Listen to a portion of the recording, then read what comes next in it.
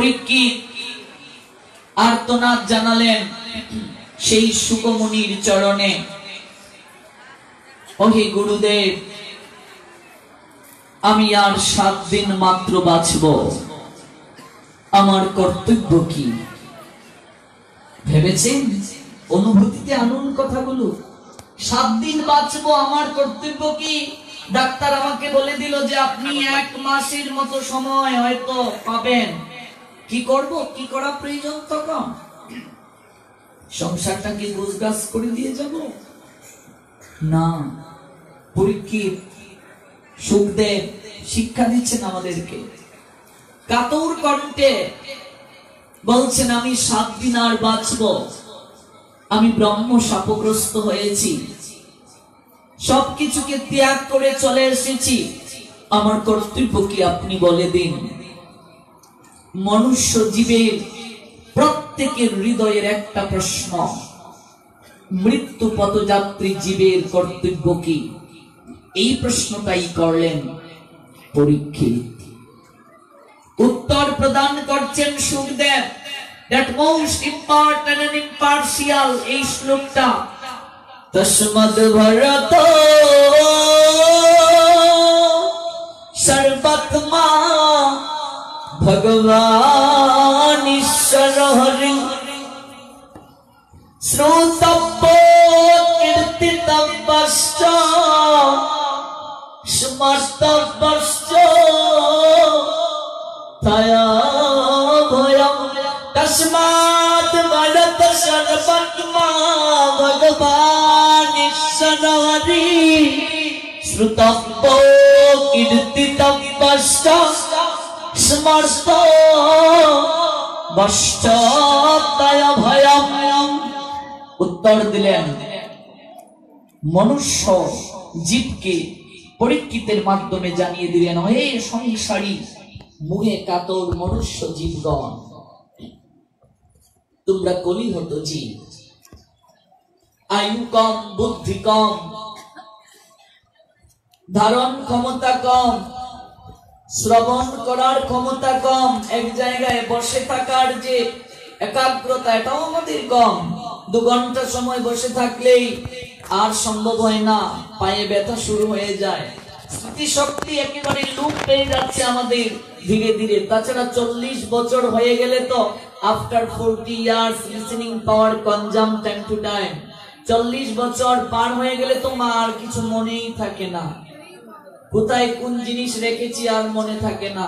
ছেলে যদি মাকে এনে টাকা দেয়, বলছেন বাবারে আমার কাছে আর রাখিস না, কই রাখি, মনে থাকে না। ভুল বলছি? মনে থাকে না। তাছাড়া চাকরি থেকে অবসর নিয়ে নিলে তো আর কথাই নেই। যদি প্রাথমিক বিদ্যালয়ে চাকরি করি তাহলে ওই বাচ্চাদের সঙ্গে চিৎকার চেঁচামেচি করতে করতেই শেষ জীবন। অবসর নেওয়া চেঁচামেচি স্কুলে করে আসলে সন্ধ্যায় এসে এতটাই ক্লান্ত, একটু গুরুদেবের আহ্নিক জপ করবে না, আর শরীরে কুলোচ্ছে না। তাহলে কি হবে? এই কলিগত জীব কি করবে? জানিয়ে দিলেন, তস্মাদ ভরত সর্বাত্মা ভগবান ঈশ্বর হরি। ওহে ভারত, 7 দিন কেন? 7 দিন তো অনেক সময়। জীব যদি কায় মনোবাক্যে পলক পড়তে যতটুকু সময় লাগে, চুকে পলক পড়তে যতটুকু সময় লাগে, ততটুকু সময় একজন উত্তম অধিকারী সাধুর শ্রীমুখ থেকে কায় মনোবাক্যে ভগবানের কথা শ্রবণ করে, তাতেই এই জগতের বুকে আর দ্বিতীয়বার জন্ম নিতে হয় না। জয় জয় শ্রী শ্রীরাধে। পরীক্ষিতকে বলেন, ওহে ভারত, তস্মাৎ ভারত সর্বাত্মা ভগবান ঈশ্বর হরি। ওহে ভারত, প্রতিটা মনুষ্য জীবের কর্তব্য হচ্ছে সর্ব আকর্ষক পরম ঐশ্বর্যমণ্ডিত ভগবান শ্রী হরির কথাকে শ্রবণ করা। হে কলিহত জীব, তুমি তো আর কিচ্ছু করতে পারবে না। কেমন করে ভগবানকে ডাকতে হয় এই ডাকার সামর্থ্য তোমার নেই। কেমন করে তার আরাধনা করতে হয়, তার পূজা করতে হয়, তার প্রতি হৃদয়ের ভালোবাসা নিবেদন করতে হয়, এই পদ্ধতিও তুমি জানো না। তুলসী কোন মন্ত্রে দিতে হয় জানি না। ঘন্টা বাজাতেও ঘন্টা শুদ্ধিকরণের মন্ত্র আছে, শঙ্খ বাজানোর মন্ত্র আছে। এত নিয়ম কি পালন করা সম্ভব? মা কি করে জানবো এত কিছু? এই যে গতকাল আলোচনা করলাম, এক তুলসীর সেবা করতে কত কাজ দেখুন। পত্র তুলতে মন্ত্র, স্নান করাতে মন্ত্র, প্রণাম দিতে মন্ত্র, পরিক্রমা করতে মন্ত্র, তারপর আবার তুলসী পত্র চয়নের কারণে তুলসী দেবীর হৃদয়ে যে দুঃখের সংসার হয়েছে সেই কারণে মার্জনা ভিক্ষা চাওয়ার মন্ত্র। কি করে জানবো এত কিছু? তাছাড়া জানার মাধ্যমও তো নেই। মাধ্যম থাকলেও তো অনেকে আবার পড়াশোনাও জানি না, সংস্কৃত মন্ত্র অনেকে উচ্চারণও করতে পারি না। কি করব আমরা? ভাগবত জানিয়ে দিলেন, ওই মনুষ্য জীব, কিচ্ছুটি করতে হবে না তোমাদেরকে, তোমরা কেবল কান পেতে শ্রবণ করো, আর কিছুই করতে হবে না। শ্রবণ করলে মঙ্গল হবে। কি সহজ বিধান দিল গো মা ভাগবত। কিচ্ছুটি তোমাদের করতে হবে না, তোমরা কেবল ভগবানের কথা শ্রবণ করো, কায় মনোবাক্যে শ্রবণ করো। তুমি কতটুকু ভগবানকে ডাকবে?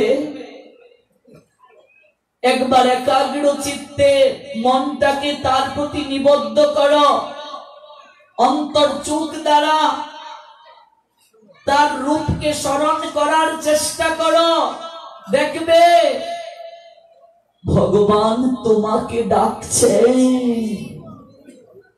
এতদিন শুনেছিলাম শাস্ত্রে ভগবান আছেন, গীতায় জানালেন ভগবান আসেন, আর ভাগবত জানিয়ে দিলেন ভগবান শুধু আসেনি না, ভগবান তোমাকে ডাকেন। যদি ভগবান আমাদেরকে ডাকেন, আমরা কেন তার ডাক শুনতে পাই না?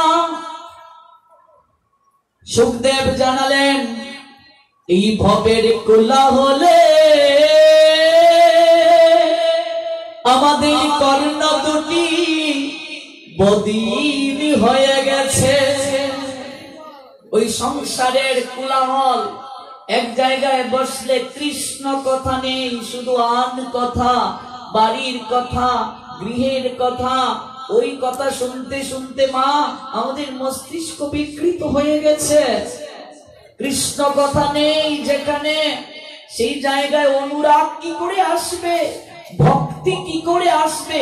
এই যে দেখুন আপনারা, এই 6 দিন ব্যাপী একটা আমাদের রুটিন হয়ে দাঁড়িয়েছে যে 8টার আগেই গিয়ে পৌঁছাতে হবে, একটু পূর্বে না গেলে জায়গা পাওয়া যাবে না। এই যে একটা রুটিন হয়ে গেছে, ভেবেছেন? অভ্যাস হয়ে গেছে।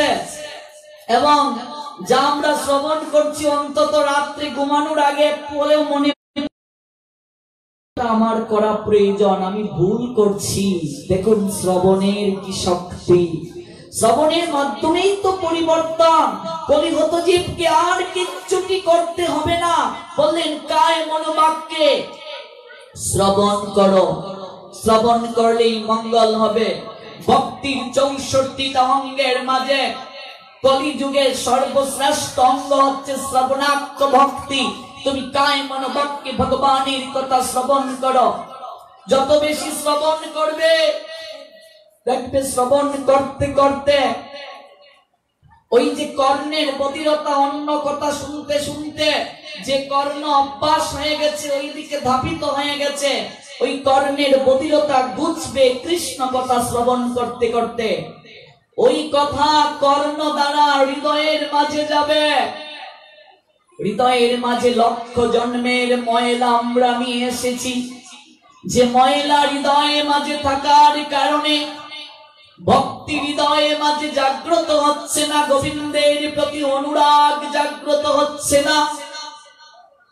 ওই কথা যখন কর্ণের ভেতর দিয়ে হৃদয়ে মাঝে প্রবেশ করাবো, চৈতন্য মহাপ্রভু জানিয়ে দিলেন চেতদর্পণ মার্জনম, চিত্তরূপ দর্পণ মার্জন হয়ে যাবে।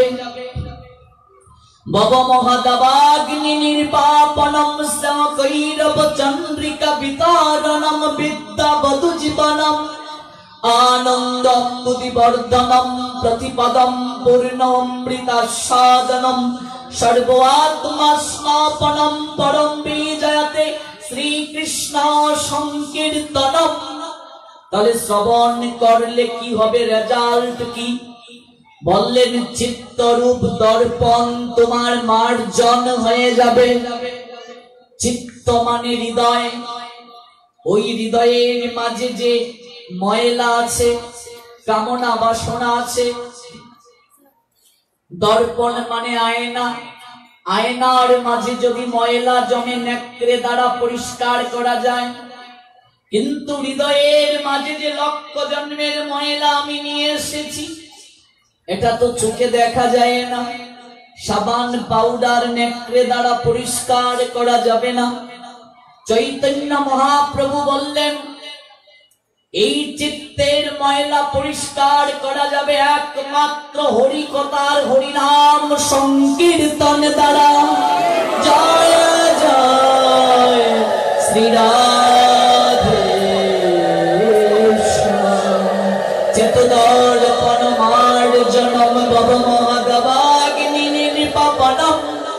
চৈতন্য মহাপ্রভু বললেন চিত্তের দর্পণ তো পরিষ্কার হবে, শুধু তাই নয়, ভব মহাদাবাগ্নি নির্বাপনম। ভব সংসার, এটাকে দাবাগ্নির সঙ্গে, দাবানলের সঙ্গে তুলনা করা হয়েছে।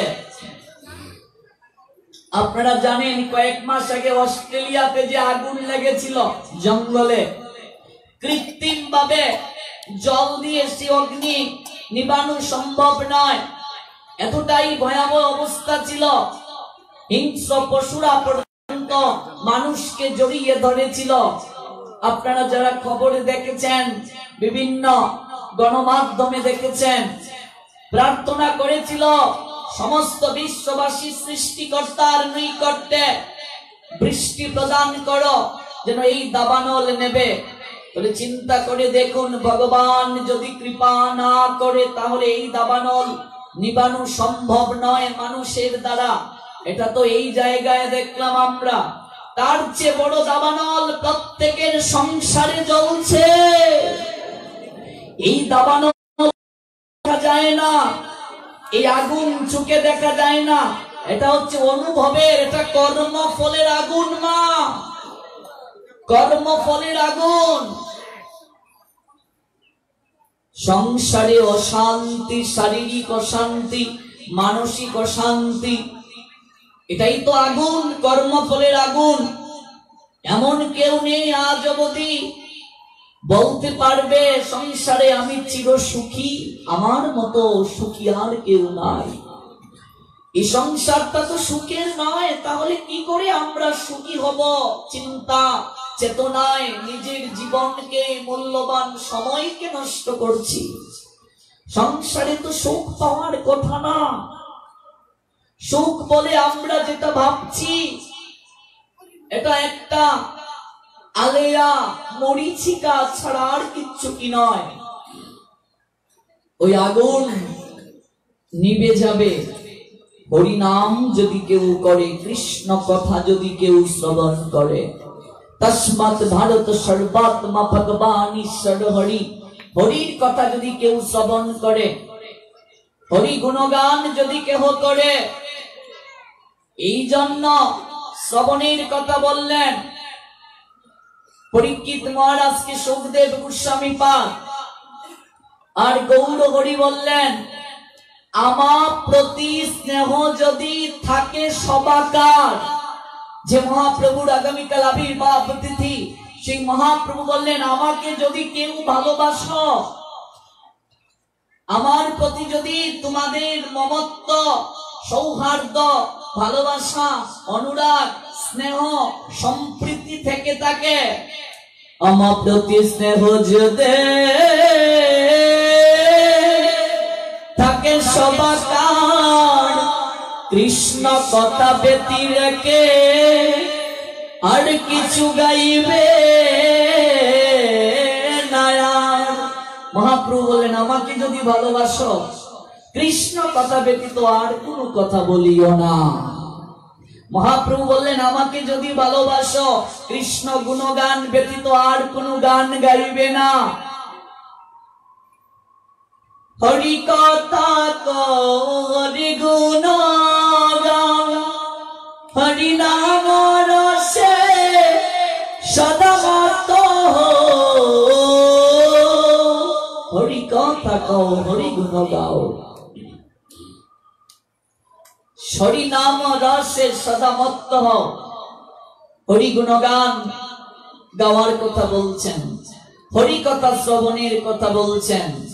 সেই সঙ্গ ত্যাগ করতে হবে মা, যে সঙ্গে হরি প্রীতি সাধনের জন্য কিছু নেই। সেই সঙ্গ কুসঙ্গ, সেই সঙ্গকে অসৎ সঙ্গ শাস্ত্র বলছেন। যে সঙ্গে চললে আপনি হরিকে ভুলে যান, ভগবানকে ভুলে যান। তার দিকে তাকানো যাবে না যার দিকে তাকালে আপনি ভগবানকে ভুলে যান। রসিক মহাজন বলছেন, যার মুখে বাই হরি কথা নাই, তার কাছে তুমি যাইও না। যার মুখ হেরি ভুলে যাবে হরি, তার মুখ পানে চাইও না। কি চমৎকার কথা বলছেন। যার মুখে বাই হরি কথা নাই, তার কাছে তুমি যাইও না। যার মুখ হেরি ভুলে যাবে হরি, তার মুখ পানে চেয়েও না। যার মুখের দিকে তাকালে হরিকে ভুলে যাবে, তার মুখের দিকে কখনো থাকিও না। যে চোখ চির সুন্দরকে একবার দর্শন করে, এই চোখ দ্বারা আর কখনো অসুন্দরকে কেউ দর্শন করতে চায় না। যে চোখ একবার চির সুন্দরের দিকে ধাবিত, অসুন্দরের দিকে সেই চোখ আর কখনো যায় না। যার মুখ হেরি হরিকে ভুলে যায়, তার মুখের দিকে থাকিও না। সুরদাস অন্ধ ছিল, এতটাই প্রতিভা নিয়ে জন্ম নিয়েছিল সুরদাস। যদিও জন্মান্ধ, বাল্যে খেলার সাথীদেরকে বলতো, তোরা তো চোখে দেখিস, তোরা তো গ্রন্থ পড়তে পারিস, আমি তো অন্ধ, চোখে দেখতে পাই না, তোরা বল না। ওই সখাগণ, তোরা বল না, আমার শ্যাম সুন্দর সে যে দেখতে কেমন। তোরা বল না, আমার শ্যাম সুন্দর দেখতে কেমন। তোরা তো গ্রন্থে পড়তে পেরেছিস তার রূপের কথা, তার গুণের কথা, বল না সে দেখতে কেমন, বল না তার গুণাগুণ আমাকে পড়ে শোনা। ছোটবেলায় সুরদাস তার সখাদেরকে বলতো, সখাগণ কৃষ্ণ চরিত কথা শ্রবণ করাতো। হৃদয় মাঝে একটা প্রতিচ্ছবি অঙ্কন করে নিয়েছিল সুরদাস। এমনকি অবাক হয়ে যাবেন, অন্ধ হওয়ার পরও তিনি একটা গ্রন্থ রচনা করেছিলেন। প্রশ্ন আসতে পারে, এটা কি করে সম্ভব? যে চোখে দেখে না সে কি করে গ্রন্থ রচনা করতে পারে? এটাই তো মুকম করুতি বাছালাম পঙ্গুম লঙ্ঘতে গিরিম যৎকৃপা তমহং বন্ধে পরমানন্দ মাধবম। মাধবের যদি কৃপা হয়ে যায়, অন্ধ যে সেও চলতে পারে, চোখে দেখতে পারে। পঙ্গু যে চলতে পারে, হাঁটতে পারে, পাহাড় পর্বত অতিক্রম করতে পারে। বুবা যে সেও কথা বলতে পারে। মাধবের যদি কৃপা হয়, গোবিন্দ যদি চায়, মা কি না হয় গো, গোবিন্দ যদি চায় সবকিছু হয়, অবাক যেটা হওয়ার কথা সেটাও হয়ে যায়। গোবিন্দ যদি চায়, আজ থেকে 5 বছর আগেই তো 5 থেকে 6 বছর আগে পিছনে বসে হরি কথা শুনতাম, কখনো কি ভেবেছি এরকম হাজার হাজার ভক্তের চরণ ধুলি পাবো, এই জায়গায় বসবো? অবাক হয়ে যাই মাঝে মাঝে। সত্যি জানেন, আমি সেই দিন এতটা গিয়ে ভেবেছি, ঝরঝর করে চোখ বেয়ে জল আসছে, যে হাজার ভক্ত এত গরমের মাঝে ঠাসাঠাসি করে আপনারা কৃষ্ণ কথা শ্রবণের জন্য অধীর আগ্রহে চলে আসেন। আমি তো আজও নিজেও কৃষ্ণকে পূর্ণরূপে ভালোবাসতে পারিনি। আপনারা যখন প্রণাম করেন, নিজেকে আমার অপরাধী মনে হয়। আমি ভাবি, আমি তো আজও মনপ্রাণে ভগবানকে প্রণাম করতে পারিনি। এই কথাটা যখন ভাবি, নিজেই নিজেকে ক্ষমা করতে পারি না। ভগবান চাইলে কি হয়? ভগবান না চাইলে কিছু হয় না। মুখং করুতি বাচালং পঙ্গুং লঙ্ঘতে গিরিম যৎকৃপাং তমহং বন্ধে পরমানন্দ মাধবম। মাধব চাইলে মুহূর্তের মাঝেই সব পরিবর্তন হয়ে যেতে পারে। ভগবান যদি না চান, কিছুই হয় না। এটাই তো প্রকৃতির নিয়ম। দেবর্ষি নারদ দাসীর পুত্র ছিলেন। কেবলমাত্র একটা কার্যের দ্বারা তিনি নারদ হয়েছিলেন। কার্যটা কি জানেন? ভক্তরা যখন প্রসাদ পেয়ে চলে যেত, ওই দাসীর পুত্র, আজ থেকে বহু বছর পূর্বে দাসী যারা, চাকর যারা, ওদেরকে তো হীন চোখে দেখা হতো মা। স্পর্শ করতে দেয়া হতো না। সমাজের উচ্চ কুলে যারা জন্ম নিত, তারা স্পর্শ করতে দিত না। এখনো ছুট মার্গ অনেকের মাঝে, যে স্পর্শ করলে নষ্ট হয়ে যায়, স্পর্শ করলে জাত চলে যায়। এটা ছিল আরো অনেক তীব্র থেকে তীব্রভাবে। তদান্তিম সময়ে দাসীর পুত্র, সে আর কি করবে? সাধুরা যখন প্রসাদ পেয়ে চলে যেতেন, সেই দাসীর পুত্র আপন মনে উচ্ছিষ্টটা আপন মনে তুলতেন, আর ভক্তদের থালাকে তিনি ধুতেন।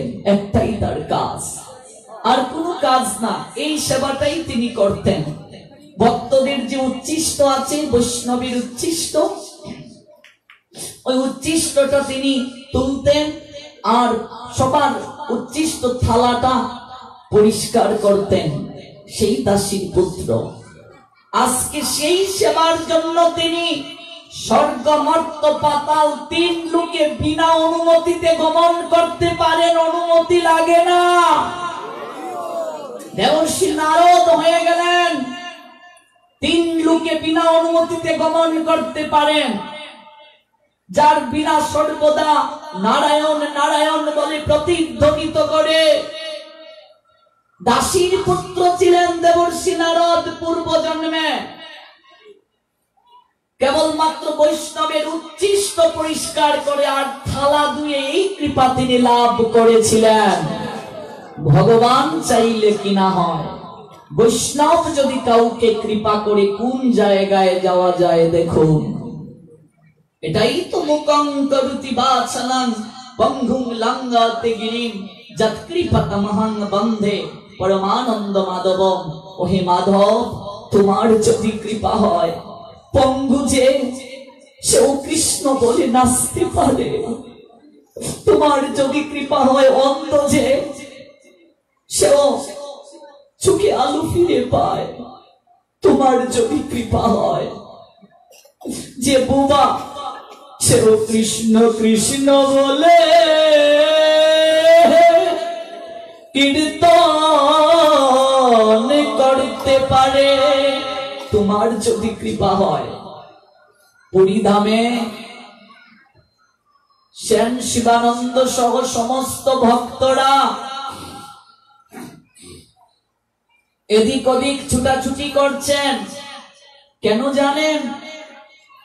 কারণ পুরুষোত্তম জগন্নাথকে দর্শন করতে সেন শিবানন্দ সহ যখন সমস্ত ভক্তরা আসবেন, তখন সেন শিবানন্দের সঙ্গে একটা কুকুরও যাচ্ছিল জগন্নাথ পুরী ধামে। অনেকটা পথ যখন কুকুরটা সেন শিবানন্দের সঙ্গে যাচ্ছে,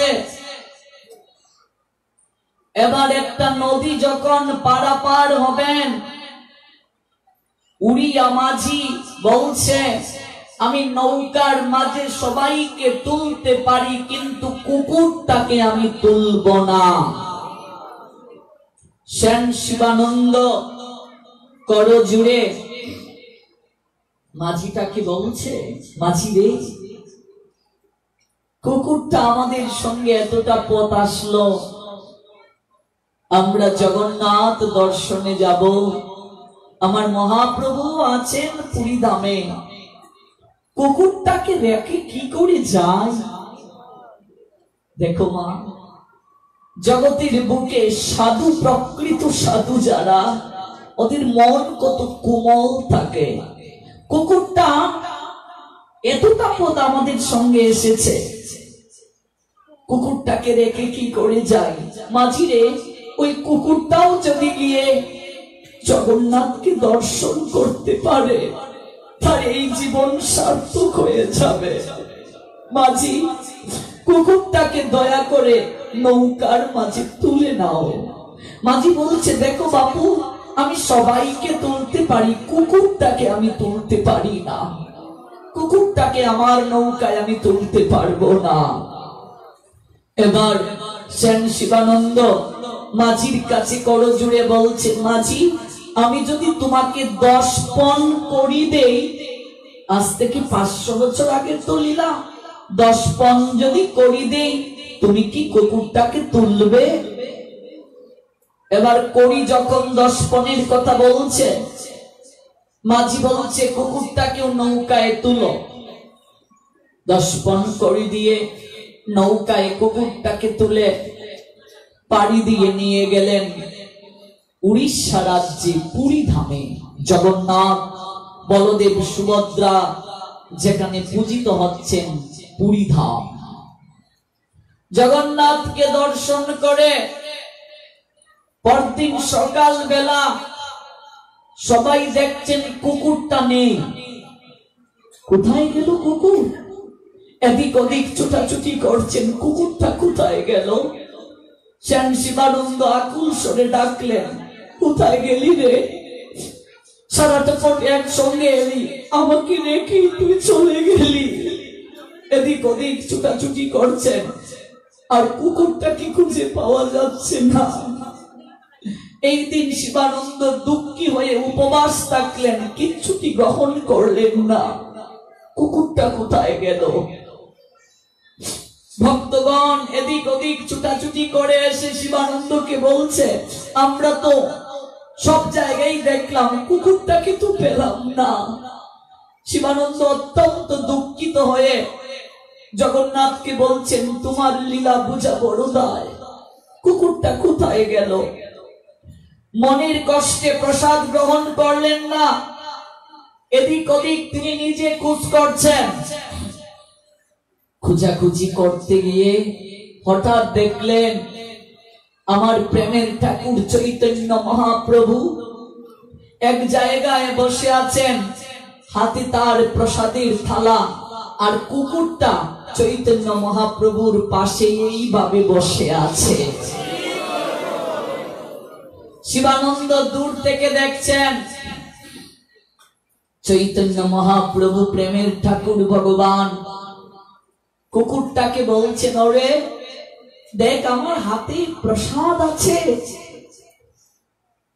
নারকেল, অন্ন, লুচি, আমি তোকে নারকেল, অন্ন, লুচি, পায়েস সব দেব, তুই পা, শুধু একবার একবার কৃষ্ণ বল, একবার হরি বল। গোবিন্দ যদি কাউকে কৃপা করে, ভগবান যদি কৃপা করে, বুবার মুখেও কথা ফুটে, পঙ্গুও চলতে পারে, অন্ধের চোখে আলো প্রস্ফুটিত হয়।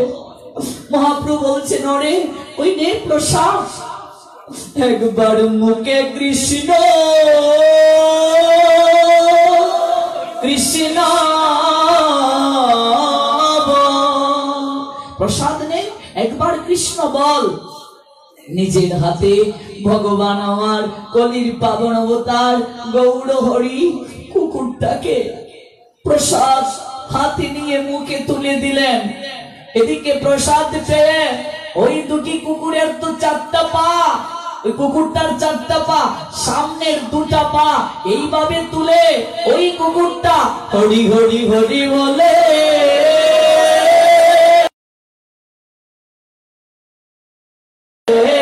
লাগিল। কুকুরটা নাচতে শুরু করলো।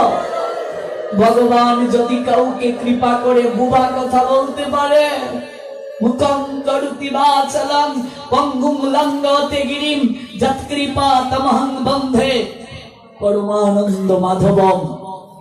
সেন শিবানন্দ দূর থেকে এই লীলা দেখে কুকুরটাকে একটা প্রণাম নিবেদন করলেন। হেরে, তোর জীবন সার্থক রে। জগতে পাড়গাটার মাঝি যিনি, সে স্বয়ং তোকে মুখে তুলে প্রসাদ দিল, তোর জীবন সার্থক। কুকুরটা হরি বল বলে নাচছে, কৃষ্ণ নাম করে নাচছে। শিবানন্দ প্রণাম দিল কুকুরটাকে। কিছুক্ষণ পরে শিবানন্দ সেন মহাপ্রভুর চরণে এসে লুটিয়ে পড়ল। প্রভু গো, আমি অপরাধী, তুমি আমায় কৃপা করে ক্ষমা করে দাও। কি রে শিবা, হলো কি? কাঁদছিস কেন? কাঁদছিস কেন? প্রভু, আমি অপরাধ করেছি। কি অপরাধ করলি? অপরাধ করেছি বলেই তো আজও তোমার কৃপা পাইনি। কি বলছিস খুলে বল। উড়িয়া মাঝি কুকুরটাকে নৌকায় তুলতে চাইছিল না। 10 পণ কড়ি দিয়ে কুকুরটাকে নৌকায় তুলে অনুনয় করে নিয়ে এসেছিলাম। যে মাঝি নদী পার করতে নৌকায় কুকুরটাকে তুলতে চাইছিল না, আর তুমি তাকে ভব নদী পার করে দিলে। এই মনুষ্য জীবন লাভ করে আজও তো তোমার চরণে ঠাঁই পেলাম না। যে মাঝি কুকুরটাকে নৌকায় তুলতে চাইছিল না, তুমি তাকে এই ভব নদী পার করে দিলে, তোমার চরণে ঠাঁই দিয়ে দিলে। ও প্রভু, এর চেয়ে যদি কুকুর হয়ে জন্ম নিথা, শিবানন্দের বাড়ির কুকুর হয়ে আসার জন্য দেবতারাও ভগবানের কাছে প্রার্থনা করে, যে উড়িয়া মাঝি নৌকার মাঝে কুকুরটাকে তুলতে চাইছিল না, আজ সেই আমার প্রেমের ঠাকুর গৌর হরি কুকুর হরিনাম করার কারণে তাকেও তিনি উদ্ধার করে দিলেন। এই যুগের ভগবান এতটা করুণাময় গো মা, আমার গৌর হরি এতটা করুণাময়। এই জন্যই তো আগামীকাল তার আবির্ভাব তিথি নির্জলা করতে হবে, রাত জাগরণ করতে হবে। দেখুন, একটা কুকুর যদি একটু হরি বল বলার কারণে উদ্ধার পেতে পারে, আর এই মুখ কেন দিয়েছেন ভগবান আমাদেরকে? আমরা দিনের মাঝে কতবার কৃষ্ণ বলি, কতবার হরি বলি। হরি কথা হরি গুণ গাও, হরি নাম রসে সদা মত্ত। ওরে মনুষ্য জীব, তোরা কেবল কৃষ্ণ নাম কর, তোরা কেবল হরি নাম কর, দেখবে পারগাতে আমি তোদের মাঝে হব। এমন দয়াল তো নাই রে ওরে এমন দয়াল তো নাই রে, সে বিচার না করে প্রেম দে, এমন তো দয়াল তো নাই রে, বিচার করে নাই। আমার মহাপ্রভু পাত্র বিচার করে নাই, মহাপ্রভু পাত্র বিচার করে নাই, জাতির বিচার করে নাই। উদ্ভিদ প্রাণীকুল পর্যন্ত, মনুষ্য জীবের কথা ছেড়ে দাও, তারা তো পৃথিবীর শ্রেষ্ঠ জীব। মনুষ্য দেবতাদের দুর্লভ জুনি তারা পেয়েছে, পশু পাখি কীট পতঙ্গ তারাও চৈতন্য মহাপ্রভুর চরণ স্পর্শে, তারাও গৌর হরির অহৈতুকী কৃপাতে উদ্ধার হয়েছে। আজ অতীব দুঃখের বিষয়, এই মহাপ্রভুর আগামীকাল আবির্ভাব তিথি আজও দেখা যায়। আমরা অনেক হিন্দুরা মহাপ্রভুর আবির্ভাব তিথির দিন অন্ন গ্রহণ করি। ভেবে দেখো, নিজের মনকে প্রশ্ন করো, কতটা অপরাধী আমরা, কতটা জীবাদম আমরা, কতটা দুর্ভাগা আমরা, যে মহাপ্রভু এতটা করুণাময়। দাপরে ব্রজলীলায় দেখো, কৃষ্ণের বাঁশির ধ্বনি শুনে ভক্তগণ ছুটছে গোবিন্দের দিকে। আর এই কলির ভগবান ভক্তের দ্বারে দ্বারে ছুটছে। ভগবানের কাছে ভক্ত যাওয়ার আগে দেখুন, ভগবান হাত তুলছে, হাত তুলে ডাকছে, গৌর হরি হাত তুলে আছে। ভক্ত ভগবানের কাছে হাত তোলার আগে ভগবান হাত তুলে আছে, তুলে যেন ভক্তকে বলছে, ওরে আমি ভগবান হয়ে তোদের কাছে হাত তুলে আত্মসমর্পণ করছি, তোরা শুধু একবার মুখে হরি বল। জয় জয় শ্রী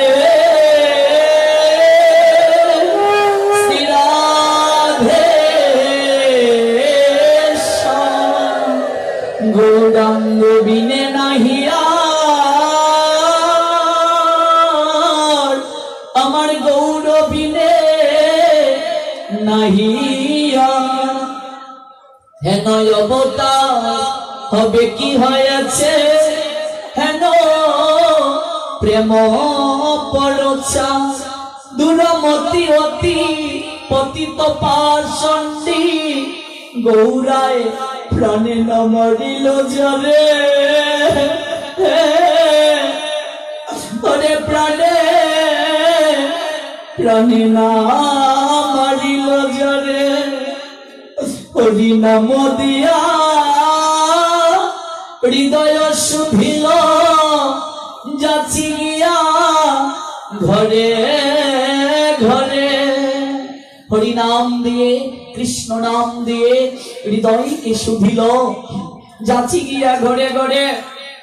প্রাণে মারলেন না গো, অত্যন্ত পাষণ্ডী যারা, পতিত যারা, পামর যারা, তাদেরকেও তিনি প্রাণে মারলেন না। অন্যান্য যুগে অস্ত্র ধারণ করেছিলেন, পরিত্রাণায় সাধুনাম বিনাশায় চ দুষ্কৃতাম, দুষ্কৃতিকারীদেরকে মারলেন, সাধুকে রক্ষা করলেন।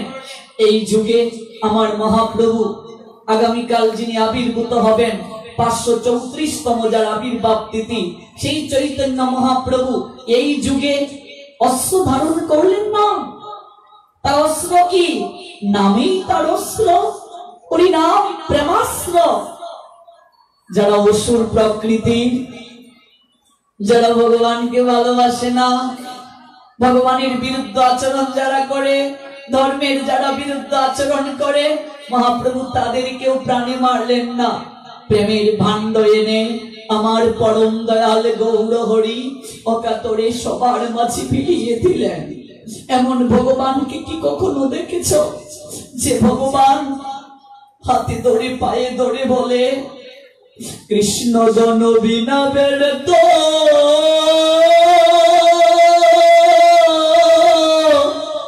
দরিদ্র জীবন, দাসী করি বেতন মোরে দেহ প্রেম ধন। গৌর হরি বললেন, কৃষ্ণ ধন বিনা ব্যর্থ দরিদ্র জীবন। এই জগতের বুকে তার জীবন ব্যর্থ হয়ে গেল।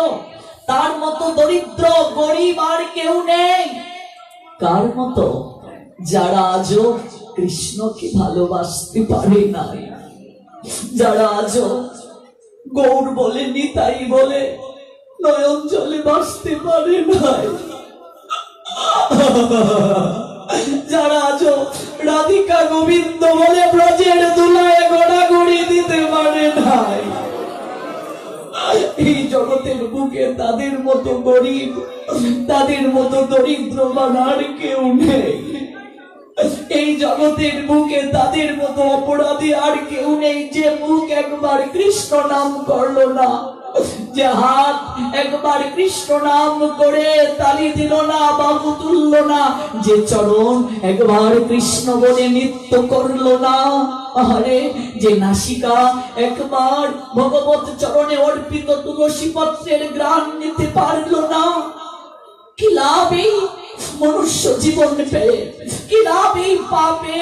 যে পা সবল আছে আজ সাধু সঙ্গে যে পা যায় না, যে মুখ দিয়ে কথা বের হয় কৃষ্ণ কথা বের হয় না, যে কর্ণ দ্বারা আজ ভালো করে শুনতে পাই কিন্তু সেই কর্ণ কৃষ্ণ কথা শ্রবণ করে না, এমন একদিন সময় আসবে মাগো, সেদিন যতবারই তুমি কানের কাছে কৃষ্ণ বলো আর ভেতরে কথা যাবে না, যতবারই মুখ দ্বারা হরিনাম বলাবার চেষ্টা করো যাবে না। শেষের দিনটি কাটছে কেমন হয় কেউ বলতে পারে না। এই জগতের বুকে ভক্ত বলো, বৈষ্ণব বলো, সন্ন্যাসী বলো, ব্রহ্মচারী বলো, সবাই পরীক্ষা দিচ্ছে। ভজন মানে পরীক্ষা। আমি নাম জপ করছি, তুমি করছো, একাদশী করছো, বিভিন্ন তিথি পালন করছো, এটা তো পরীক্ষা মা। রেজাল্ট তো পাবো আমরা সেই দিন যদি একবার কৃষ্ণ নাম বলে কারো বুঝা না হয়ে বিছানায় না পড়ে যদি যেতে পারি গো। জয় জয় শ্রী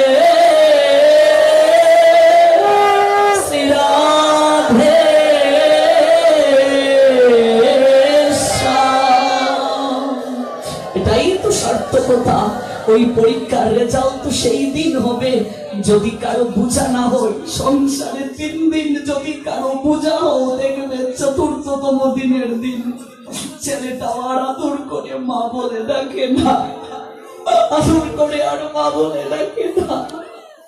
যতদিন করে জন ধন উপার্জন ততদিন বসে তাকে নিজ পরিজন।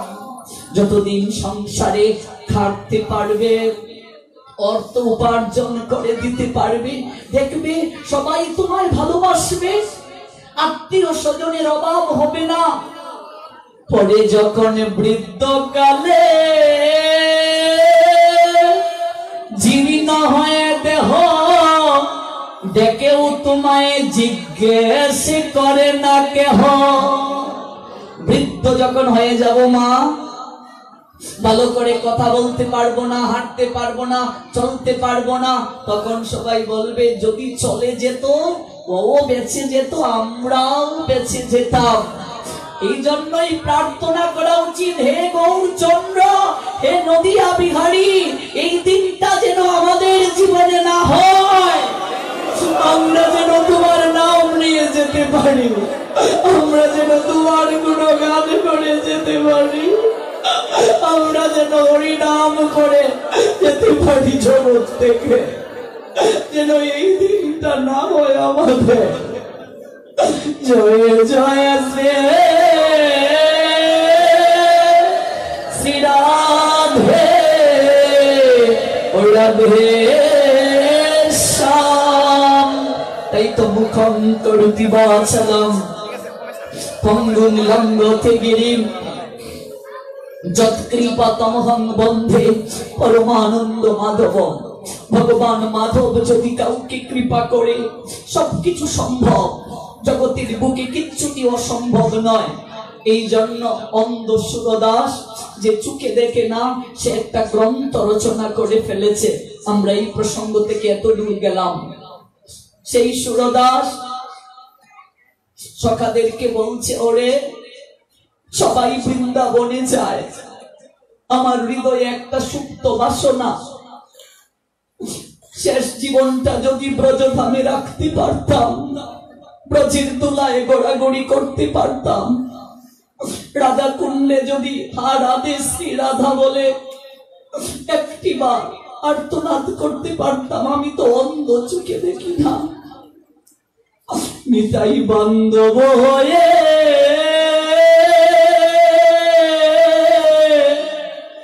আমায় হস্ত ধরিয়ে পূর্ণ ক্ষেত্র শ্রী বৃন্দাবন দাও হে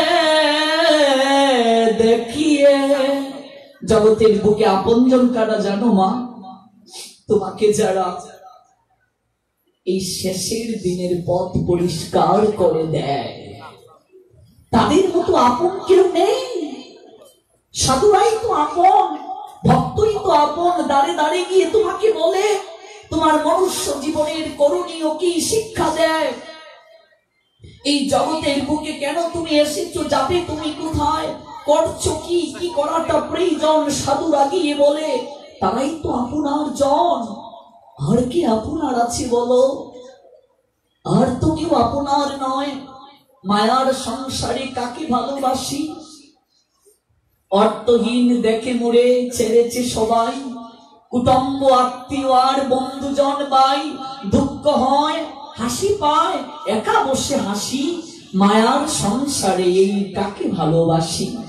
কোথা গেল মাতা পিতা আত্মীয় স্বজন, কোথা গেল স্বজনাদি বন্ধু বান্ধব যারা হয়, তাদের খবর এখন কেবা দেবে মুড়ে বলো।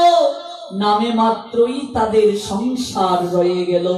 ওই পিছনে থাকিয়ে দেখি যে দেহের জন্য এত গৌরব ছাই হয়ে পড়ে আছে শ্মশানে। কে আপন?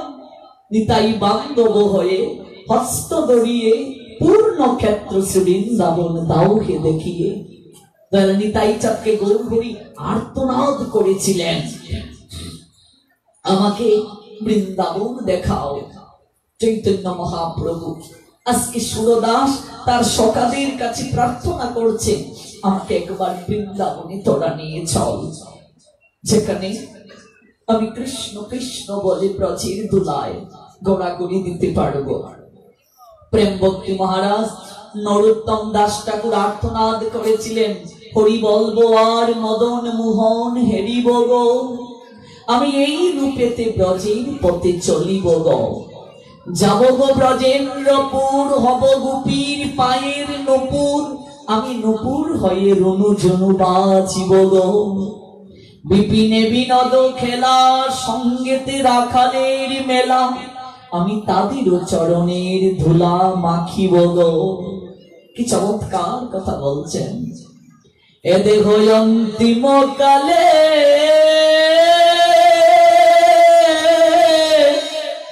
আমি রাখব শ্রী যমুনার জলে, আমি জয় রাধা গোবিন্দ বলে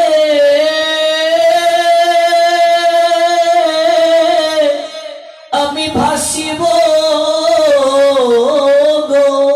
এ দেহ অন্তিম কালে রাখব শ্রী যমুনার জলে।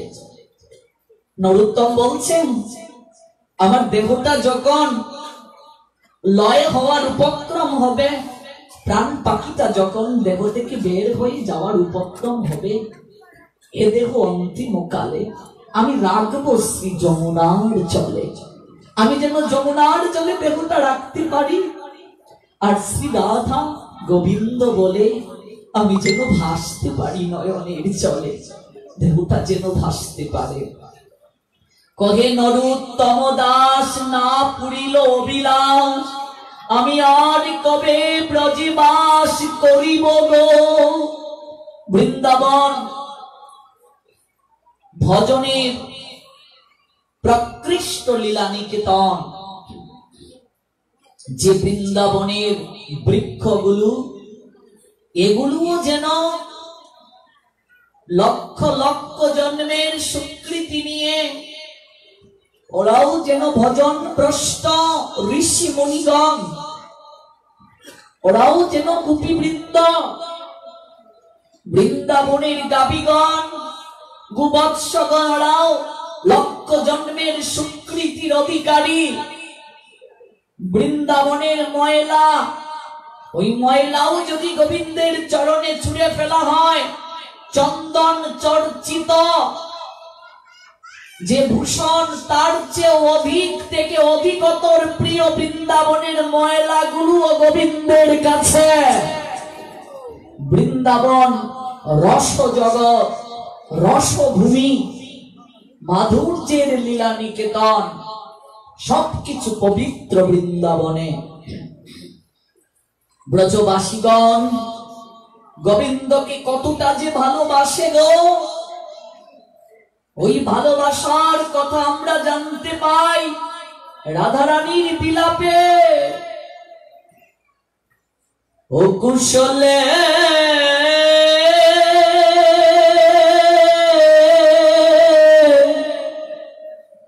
কুশলে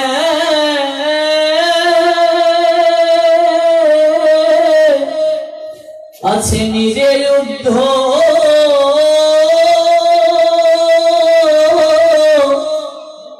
অযুদ্ধ আমার বন্ধু বিনোদিয়া। বিলাপে দেখতে পাই আমরা উদ্ধবকে বিলাপ করে শ্রীমতী রায় ধনী জানিয়েছিলেন সে আর্তনাদ, বলো বলো বন্ধুর কুশল, বলো বদন ভরিয়া। ওরে কি দেখিতে আইলাই ব্রজে, কি গেলায় দেখিয়া, কি দেখিতে আইলায় ব্রজে, কি গেলায় দেখিয়া। কি দেখে যাচ্ছ? ব্রজে আসছো ব্রজের মধুরিমা দেখার জন্য, অনিন্দময়তা দেখার জন্য।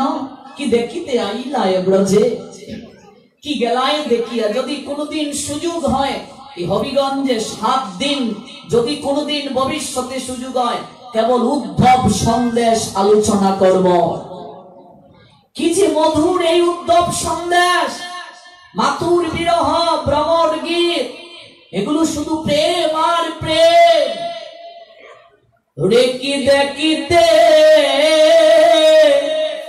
আইলায় ব্রজে, কি গেলায় দেখিয়া।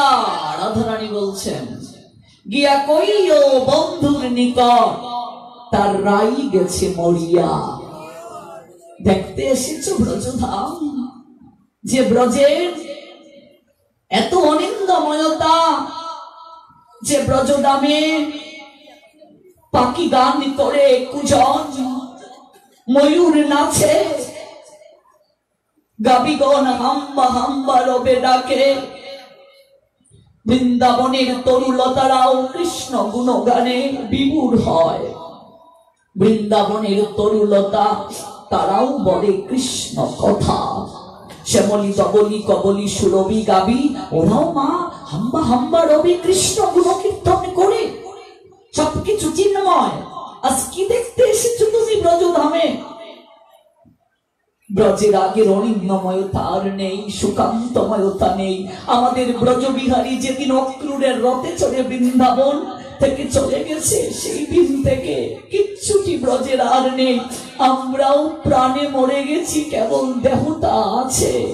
আমাদের মন নেই, অনুভূতি নেই, আমাদের অনুরাগ নেই।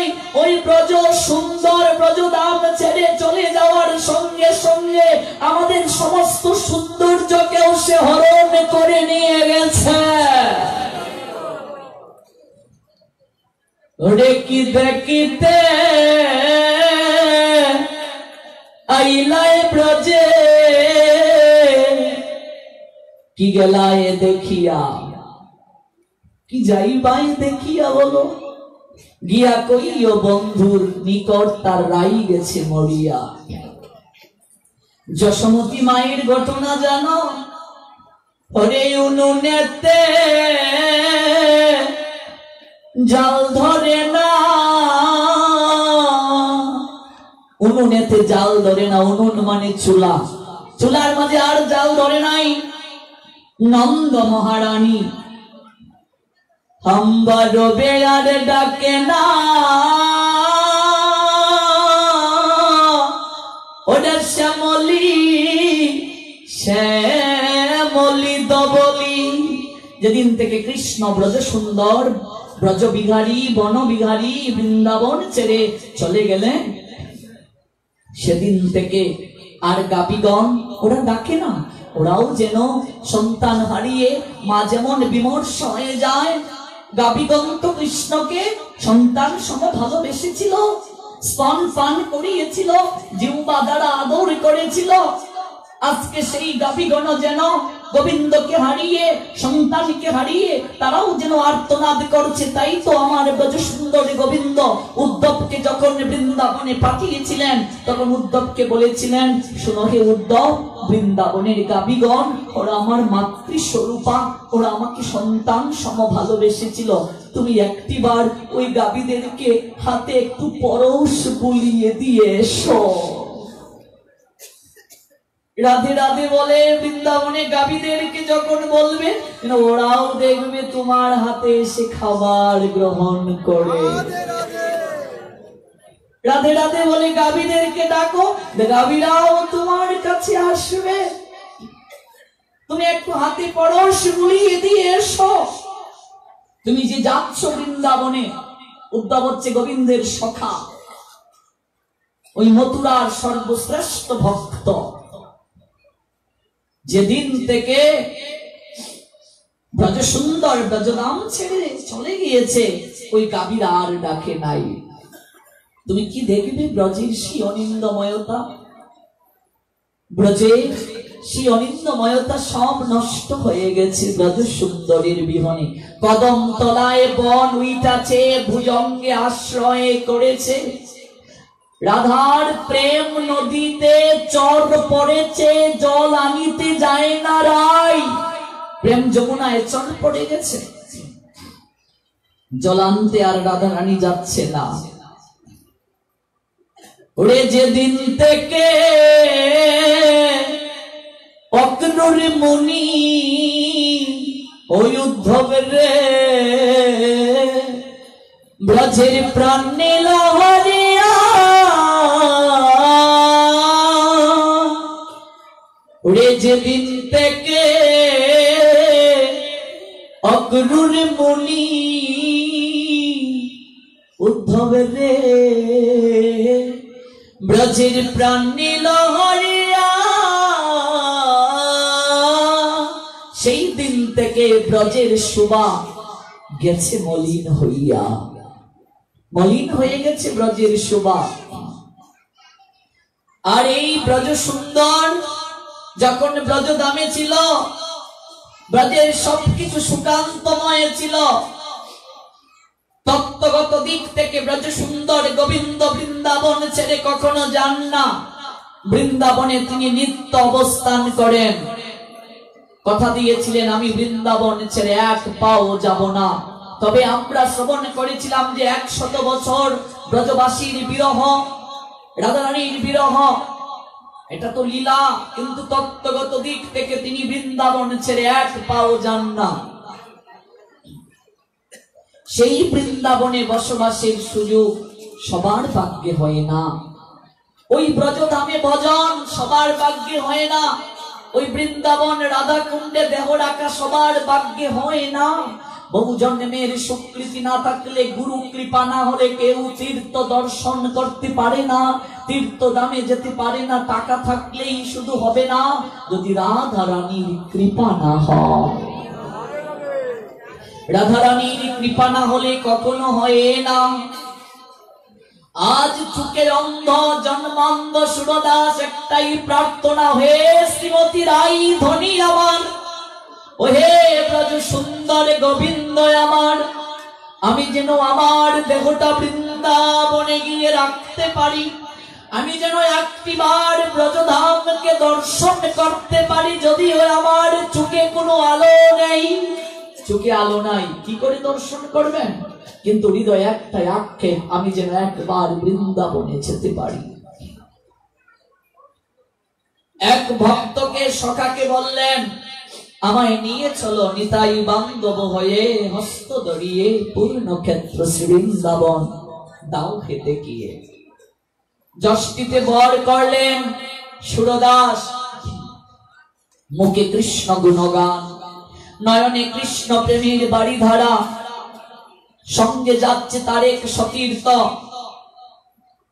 তখন তো হেঁটে যেতে হতো, বর্তমানের মতো এত সুযোগ ছিল না, যাতায়াত ব্যবস্থা ছিল না। কয়েক মাস হাঁটার পর সুরদাস নিজেই বলছে, দেখো সতীর্থকে বলছে, সঙ্গে যে গিয়েছিল, তুমি আবার গৃহে ফিরে যেতে পারো, আমি বাকিটা পথ আমি নিজেই যাওয়ার চেষ্টা করব। শুনছিলাম মুকং করুতি বাছালাম পঙ্গুম লঙ্গতে গিরিম যৎকৃপাতমহং বন্দে পরমানন্দ মাধবম। মাধবের যদি কৃপা হয়, পঙ্গু হাঁটতে পারে, বুবার মুখে কথা ফুটে, অন্ধ চোখে দেখতে পায়। তুমি কি করে যাবে বন্ধু? তুমি তো চোখে দেখো না, হাঁটতে পারবে না একা একা, তুমি যাও। গোবিন্দ নিজেই না বললেন, পূর্ণরূপে তার প্রতি শরণাগত না হলে তিনি তা কাউকে কৃপা করেন না। আমি তো তোমার সাহায্য নিয়েই চলছি, অবশ্য রক্ষিবে কৃষ্ণ বিশ্বাস পালন, কৃষ্ণই রক্ষা করবে, এই বিশ্বাসটা নিয়ে আমি চলতে চাই, তুমি গৃহে ফিরে যাও। সুরদাস চলছেন, চোখে দেখতে পান না সুরদাস। একটা মাটির ঢেলার সঙ্গে হুচট খেয়ে গর্তে পড়ে গেলেন, ঘুটঘুটি অন্ধকার। সুরদাসের জীবনটাই তো অন্ধকারময়, যে জন্ম থেকে অন্ধ কর্মফলের কারণে। চারিদিকে গুটগুটে এমনিতে অন্ধকার ঘনিয়ে আসছে, সুরদাসের চোখে আলো নেই, তার জীবন অন্ধকারময়। বৃষ্টি আসবে, হিম পবন তার শরীরকে স্পর্শ করে যাচ্ছে। একজন রাখাল বালক যাচ্ছে গরু নিয়ে, তুমি কে গো? আমি সুরদাস। গর্তে পড়ে গেলে কি করে? আমি কি তোমায় তুলে দেব? তুমি কে? আমি রাখাল। না, লাগবে না, তুমি যাও। আরেকজন লোক চিৎকার শুনে বলছে, কে? এই জায়গায় পড়ে গেলে চোখে দেখতে পাচ্ছ না? আমি কি তোমায় গর্ত থেকে তুলে দেব? তুমি কে? পরিচয় যখন দিলেন বললেন, না লাগবে না, যে আমায় গর্তে ফেলেছে সেই আসবে আমাকে গর্ত থেকে তুলে নিতে। বৃন্দাবনে কায় মনোবাক্যে কেউ যদি শরণ নেয়, তার থাকারও অভাব নেই, খাওয়ারও অভাব নেই, কিচ্ছুটির অভাব নেই। রাধারানী তাকে সব দেন, গোবিন্দ তাকে সব ব্যবস্থা করে দেন। গেলে দেখবেন প্রসাদের অভাব নেই।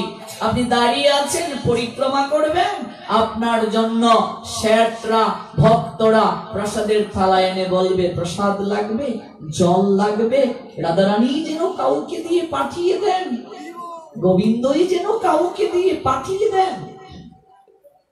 আর্তনাদ করছেন, ওহে শ্যাম সুন্দর, ওহে ব্রজ বিহারী, ওহে গোবিন্দ আমার, এসেছিলাম বহু সাধ করে, গর্তে পড়ে রইলাম, তুমি আমায় তুলতে এলে না। এই জায়গাতেই প্রাণ যাবে, তবে তোমার নাম মুখ থেকে ছাড়ব না। শুনেছি ওই নাম যদি মুখে থাকে, তুমি তাকে নাকি কৃপা না করে থাকতে পারো না। ওই নাম যদি মুখে থাকে, সে যদি জগৎ থেকে চলেও যায়, তুমি প্রতিজ্ঞা করে বলেছ তুমি নাকি তাকে স্বয়ং নিতে আসো, তাহলে কখনো তোমার নাম বদন থেকে ছাড়ব না। হরের নাম হরের নাম হরের নামই বা কেবলম কলৌ নাস্তেব নাস্তেব নাস্তেব গতির অন্যতা।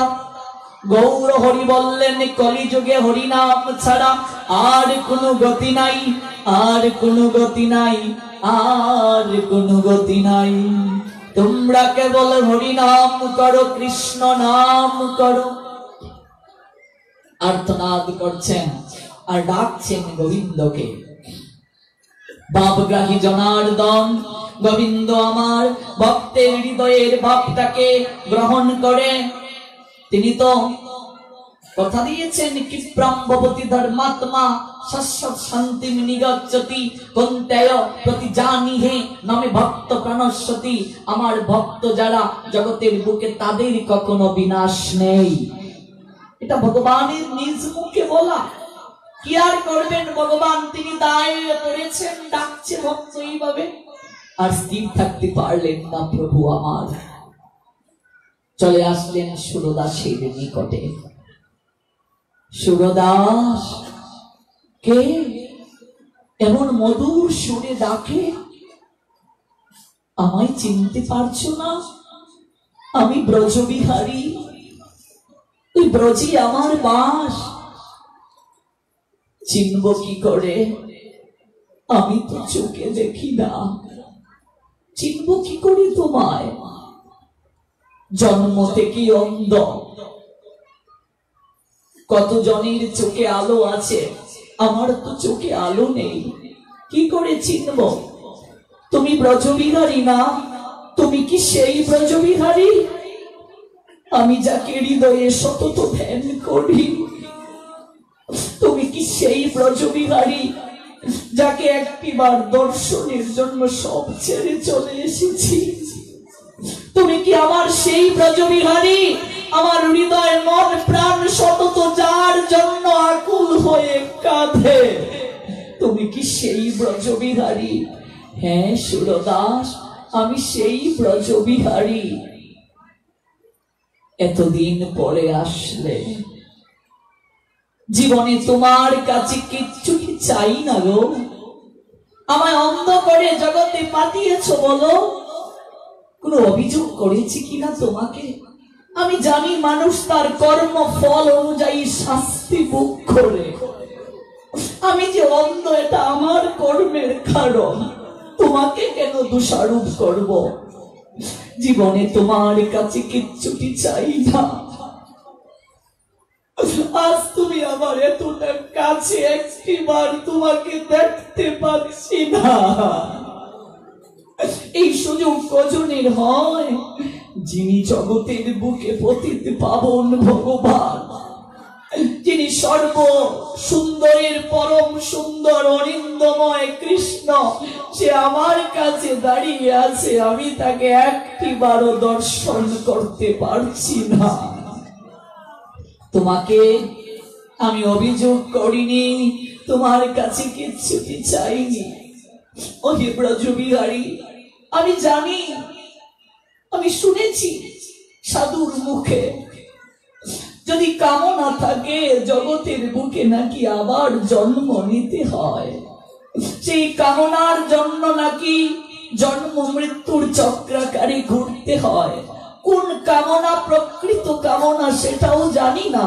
তবে ব্রজবিহারী, একটা ভিক্ষা চাইব তোমার কাছে, কেবল একটি বারের জন্য। তুমি কি আমার চোখে একটু আলো দেবে? শুধু একটিবার আমি তোমায় চোখ খুলে দেখতে চাই। একটিবার তোমার চরণ স্পর্শ করে চরণের ধুলা নিতে চাই। একটিবার কৃষ্ণ বলে আমি তোমাকে পরিক্রমা করতে চাই।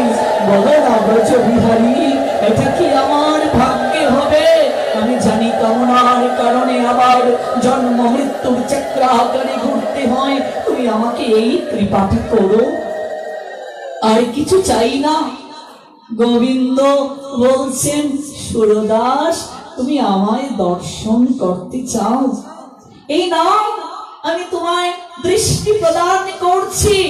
গোবিন্দ যখন সুরদাসের চোখে আলতু করে পরশ বুলিয়ে দিলেন, সঙ্গে সঙ্গে সুরদাসের চোখে আলো প্রকাশিত হয়ে গেল। জয় জয় শ্রীরাধেশম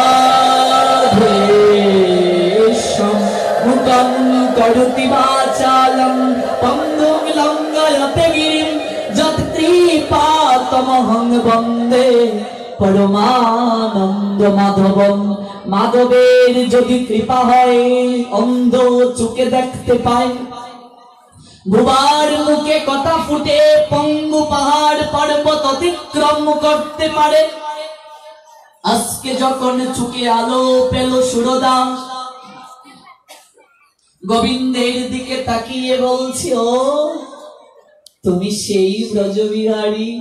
আরে আমি তো তোমাকে সর্বদাই দেখতে পাই। এটা কেমন কথা? তুমি না অন্ধ, আমাকে কি করে দেখতে পাও? সাধুর শ্রীমুখে যখন তোমার কথা শ্রবণ করেছি, হৃদয়ে মাঝে আমি তোমাকে নিয়ে একটা চিত্র অঙ্কন করেছিলাম। আমি শুধু একটি বার চেয়েছিলাম, আমি যাকে হৃদয়ে দ্বারা অনুভব করি তুমি কি সেই রকম কিনা। আজ দেখতে পেলাম আমি তোমাকে যেই রূপে ভাবতাম তুমি সেই রূপেই আছো। ভগবান গীতায় বললেন যে যথামাম প্রপদ্যন্তে তাং তথায়ব ভজামি অহম মমোপর্ত অনুবর্তন্তে মনুষ্যে পার্থ সর্বস্ব। যে আমাকে যেইভাবে ভজনা করে আমি তাকে সেইভাবেই পুরস্কার প্রদান করি, কৃপা করে থাকি। যে রূপে ভগবানকে যে ডাকে কল্পনা করে, শুদ্ধ ভক্তের ডাকে ভগবান যখন আসেন সেই রূপ নিয়েই ধরা দেন। সুরদাস বলছেন, আমি তো আমার হৃদয়ে চোখ দ্বারা তোমাকে সর্বদাই দেখি। বর চাও সুরদাস? আমি যাকে কৃপা করি, আমি যাকে দর্শন দেই তাকে আমি বর প্রদান করি। এবার সুরদাস বলছেন, বর দিতে চাইবে? তুমি যার হয়ে যাও প্রভু, তার কি জগতের বুকে কিছু চাওয়ার বাকি থাকে? তুমি যার হয়ে যাও তার তো সবকিছু পাওয়াই হয়ে যায়।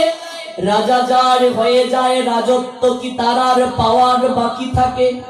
রাজা যার হয়ে যায় রাজত্ব তো তারই হয়ে যায়। আমি আর কি চাইবো তোমার কাছে? তবুও সুরদাস প্রার্থনা করো, বলো তোমার কি চাই? এবার সুরদাস বলছে, যদি দিতেই হয় গোবিন্দ আমার, তুমি আমার চোখ দুটি অন্ধ করে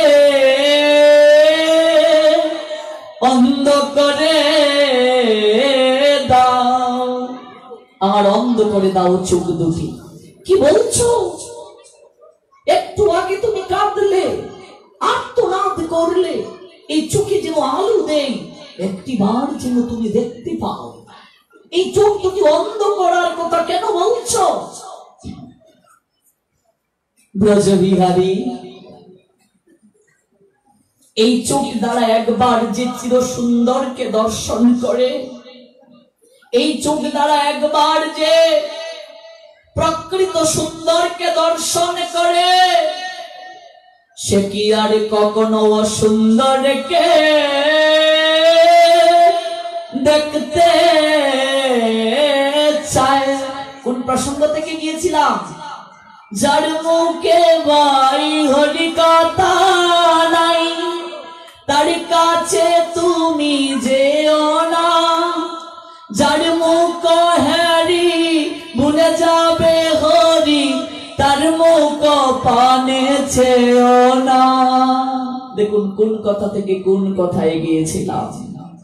যার মুখ হেরি ভুলে যাবে হরি, তার মুখের পানে চেও না।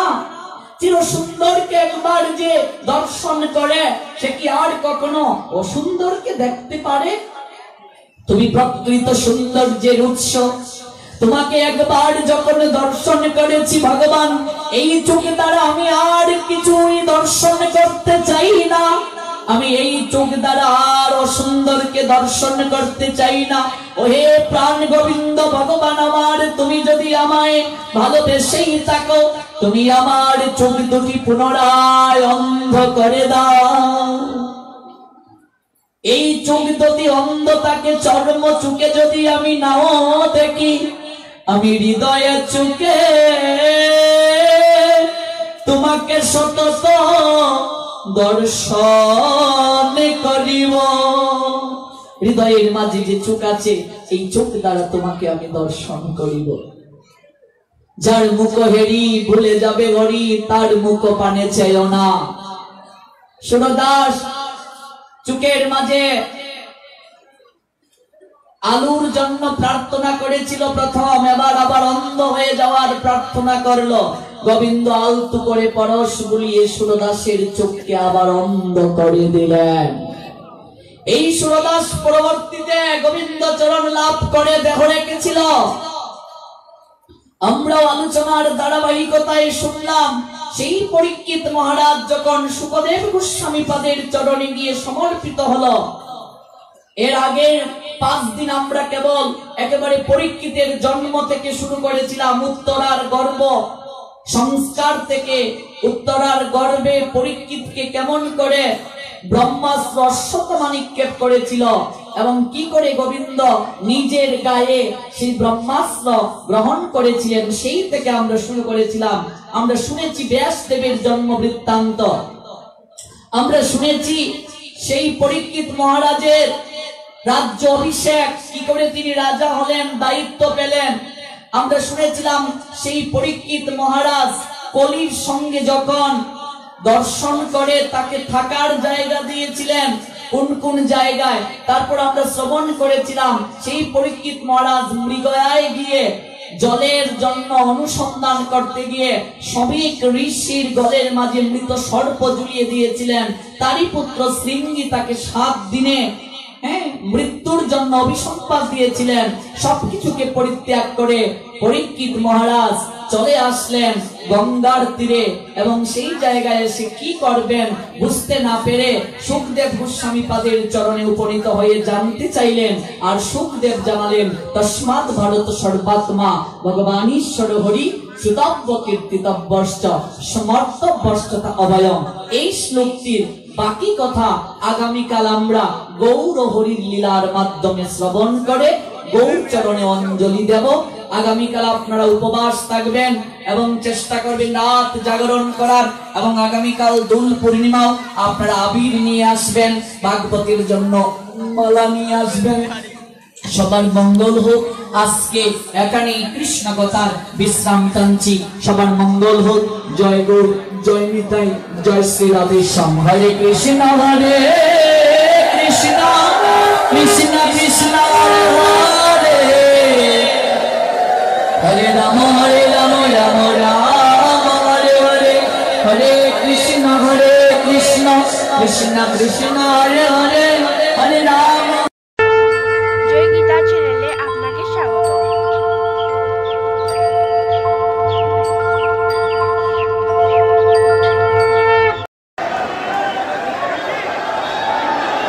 जय हो मेरे बांके बिहारी, मेरे बांके बिहारी लाल की जय हो।